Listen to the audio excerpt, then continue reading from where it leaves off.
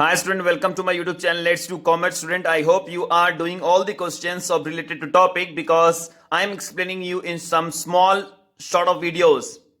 Student, if you like my channel, please subscribe and comment on it. The topic is statement of goodwill, chapter admission of partner. Students, step number 3 today we are doing. If partner is not able to bring the amount of premium for goodwill, अगर partner नहीं ला पाता है अपना amount premium for goodwill का पैसा cash में, तब हम क्या करेंगे?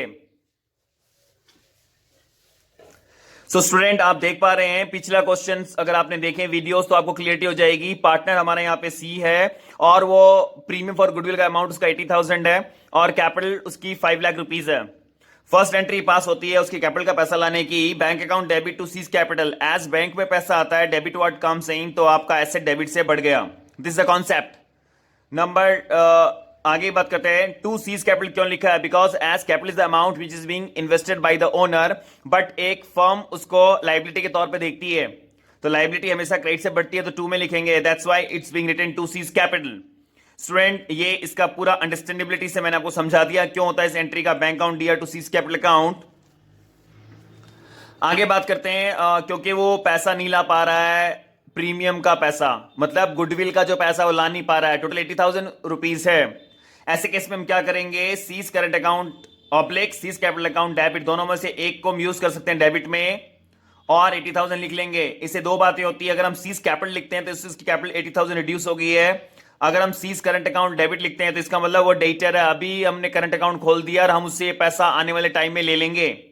दो कॉन्सेप्ट है स्टूडेंट्स, मैं बार बार बोल रहा हूं, ये बातें क्लियरिटी नहीं होती बुक में, आप ध्यान सुनिएगा मेरी बात. करंट अकाउंट लिखने से वो फर्म का डेटर है. अगर हम करंट अकाउंट लिखेंगे तो ये जो अकाउंट आपने डेबिट किया है ये जाके एसेट्स में चला जाएगा फर्म की बैलेंस शीट में.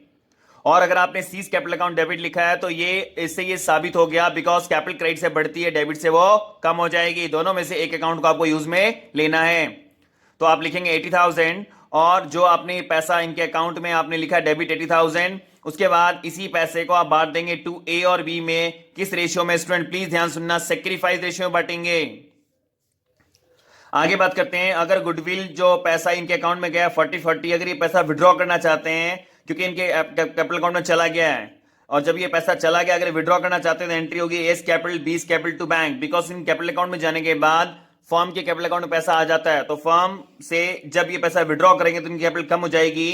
कैपिटल कम होती है डेबिट से, तो एस कैपिटल डेबिट बीस कैपिटल डेबिट और टू बैंक इसलिए बिकॉज एसेट्स आपकी रिड्यूस होगी. यहां पर इनकी कैपिटल कम होगी बिकॉज तो पैसा निकाल रहे हैं, और टू बैंक का मतलब क्योंकि बैंक रिड्यूस हो गया है. तो फाइनली स्टूडेंट आज का टॉपिक खत्म होता है. हैशटैग बच्चों नाचो गाओ. स्टेप नंबर 3 खत्म हो चुका है. अगले वीडियो में स्टेप नंबर 4 लेके आ रहा हूं. तब तक के लिए thank you very much, bye bye.